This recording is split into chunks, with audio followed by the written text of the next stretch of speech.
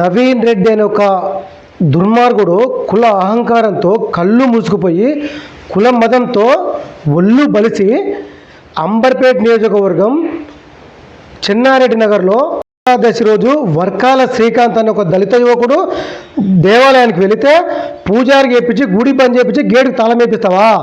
ఇదే నా బిడ్డ నీ కుల దురహంకారము? బీజేపీ నీకు ఇదే నేర్పుతుందా? బీజేపీ అగ్రనాయకత్వం ఏమో దళితులను ఎట్లా హక్కులో చేర్చుకోవాలి, అంటరానితనం పోవడానికి అన్ని కులాల మధ్యలో సఖ్యత ఎట్లా నిర్మాణం బీజేపీ అగ్రనాయకత్వం యోచిస్తుంటే నీలాంటి కుల దుర్మార్గులు కుల అహంకారులు ఇట్లా ఈ విధంగా ప్రవర్తిస్తారా? బిడ్డ చట్టపరంగా ఎదుర్కోవడానికి సిద్ధంగా ఉండు, ఊచలు లెక్క పెట్టడానికి సిద్ధంగా ఉండు.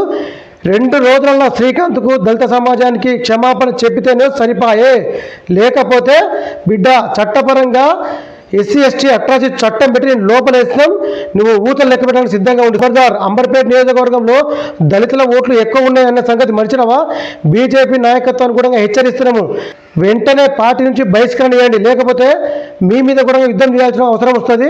కబడ్డా